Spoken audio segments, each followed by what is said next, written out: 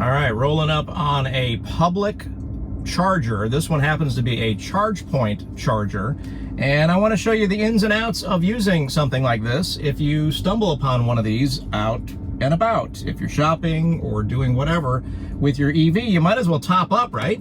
And get some charge while your car is just sitting there doing nothing. And Electrify America and Chargepoint are probably the two biggest. This video is going to be about J1772. And let me show you what that is and all the apps that I use when I'm public charging.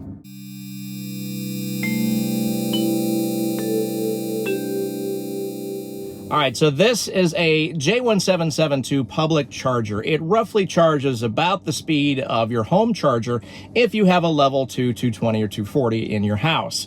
It's going to be faster than 110 for sure, but it's generally used when you're out and about, you're doing something for a couple of hours, say at a park like I'm at right now, or shopping or doing whatever, and your car is just sitting there doing nothing anyway. In fact, our mall has a bunch of these exact units as well. So if you're out to dinner, you might as well plug in and get some juice while your car is sitting there doing nothing. And this adapter came with your car. At least it should have. Most people, they find them somewhere. They're usually in the Tesla square bag, the zipper bag that is in the trunk usually, but sometimes they are in the cup holder at delivery. Sometimes they're in the glove compartment.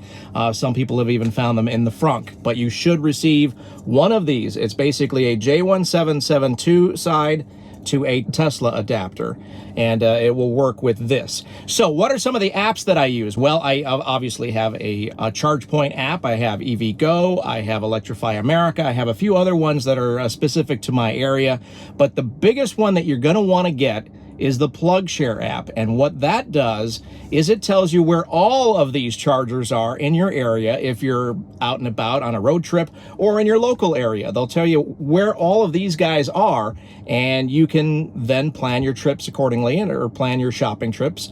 Volta is another one that comes to mind. I think we have one of those at our one of our grocery stores.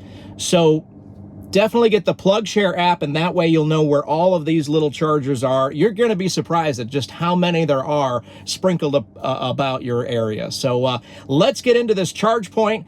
Make sure you have the Chargepoint app already installed. You don't want to get into the whole swiping your credit card thing, because they usually, most of these places, most of these stalls will pre-authorize $50 right off the bat.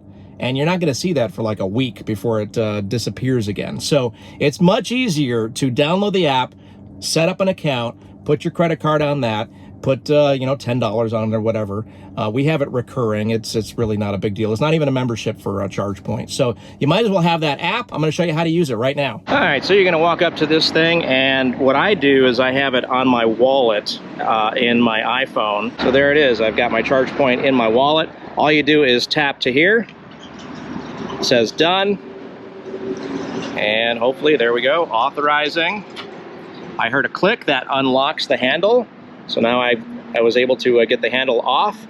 It says it closes at 10 o'clock. We're not going to be here that long. So 7.2 kilowatts AC, it's asking me to plug in. So taking the handle, also very hard to do while you have video. As you can see here, the handle is the J1772, so that's not going to fit in your Tesla. So you got to put the adapter on and make sure it snaps into place. There, you heard that. So that's what that looks like. And now it's ready to put it in your Tesla and get the charging going. Now my car's already open, as you can see. So all I need to do is tap on this, and it'll do it lightly. You don't have to, jam it into the door there, and just pop that in. Now we've got blue. Let's see if it, I just heard clicking over here on the Chargepoint stall. And it looks like over here, we're already starting. So you can see the car graphic there charging up with the blue. And let's see if the car, the car is also green, which means the Tesla is officially charging. Now some of these Chargepoint locations are free. I believe this one is charging money, maybe not, I don't know. Of course, we haven't gotten up there yet. The Chargepoint app is quite good, actually. So you can see all this when you're out and about with your app, your Chargepoint app as well. So there you go. That's showing that it is charging on this left stall, and the right stall is still available for another EV to charge. Now, I will tell you, it does share. So that 7.2 kilowatt AC that you see there would be split in half if there was another EV charging here. So let's go inside the car and take a look and see what's going on. So we are charging at 30 amps, 222 volt, at about 23 miles per hour of charge. Now, for those of you that have supercharged or CCS charged or anything faster than, this is basically, like I said, home charging, you're going to probably freak out and say, well, that's really slow.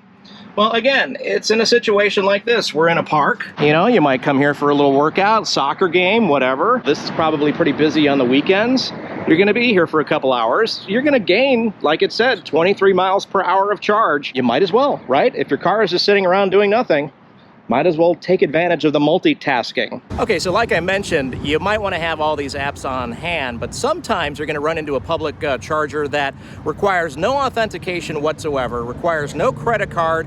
All you got to do is that first part that I showed you. Put the adapter on the nozzle, plug it into the car, and it just automatically starts to charge. One example of that is probably at hotels. I recently stayed at a Homewood Suites up in San Jose. They had a bank of 4 chargers that were just wide open. You just slap the adapter on the nozzle, plug it into your car, and everything just starts charging. So not every single time you're going to need to authenticate with a credit card or an app. Just thought you should know that part. After you're done charging, this is the proper way to remove the handle along with the nozzle so this part doesn't get stuck inside the car.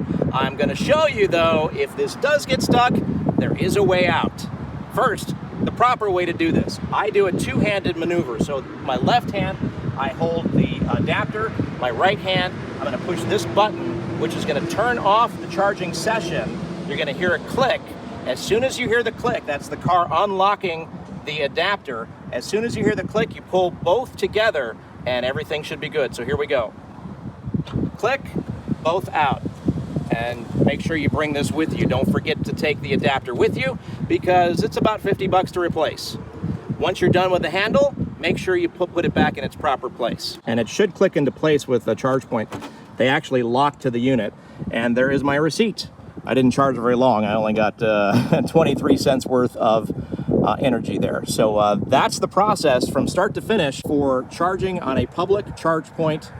Ooh, that's a snake bracelet. Ew. Kind of scared of that. So what happens if the adapter does get stuck inside your Tesla? It does happen. It's unfortunate. You don't time it right. Sometimes it doesn't let go. It doesn't you don't hear the latch. You don't hear all that stuff. There is a couple ways you can deal with this. First of all, you can go inside the car and do it from the nav. Let's go do that. So if you tap on the battery, there's a button here that says unlock charge port. You're going to try that first before the emergency situation. I'll show you that next. If it doesn't work from the nav screen and you are still in a stuck situation where this is over the adapter, there is one more thing you can try, and it's actually a manual release inside the car right behind the charge port. So check this out. This is on a Model Y. Model 3 is going to be different. I'll show that to you as well. But up here, if you can see that, there's a hole. It's a cutout, like a triangle cutout right here. And there's nothing else here. Like on a Model 3, it's got slats and you have to put your finger in there and grab it. Here, it's kind of nice. So you're gonna see this, or you're gonna feel around kind of like a cloth tab that you pull. I don't know if you can see that. There it is. This right here. So you pull on that with your finger, you're gonna hear the unlock, and then you can pull out the adapter. So let's give that a try. I'm not sure how this is gonna work with video though. All right, so I'm gonna pull right here. Got my finger, it's kind of a loop, by the way. It's kind of a loop, and it is like a nylon cloth, and you just pull. You can hear that, and then you pull out the adapter, and there it is.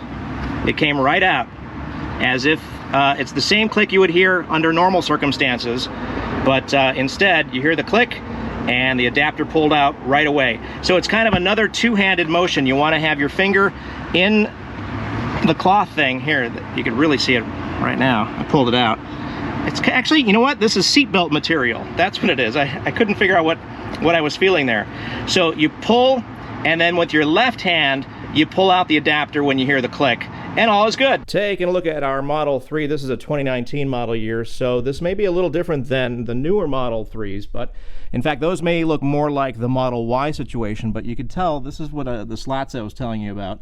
And up in this square right here, it's not seatbelt material, it's actually kind of a pull cord. You could see this rubber thing. It looks like you would plug headphones into that or something, but you don't. And I think it's connected to a steel cable. Yeah, you can see up here, it's like a steel cable. Let me see if the camera's picking that up right there. Yeah. So it's more of a, it's actually got, you know, like something to grab onto on this particular Model 3 anyway. So that's what that looks like on a Model 3. Model S and X, you know what? Not sure. You'll have to tell me. It's probably pretty similar. But it's just above the left cubby here on this Model 3. So there you go. That's how you use a J1772 to Tesla adapter on a public charger. Much like this one, you're going to see these a lot. Chargepoint is all over the place.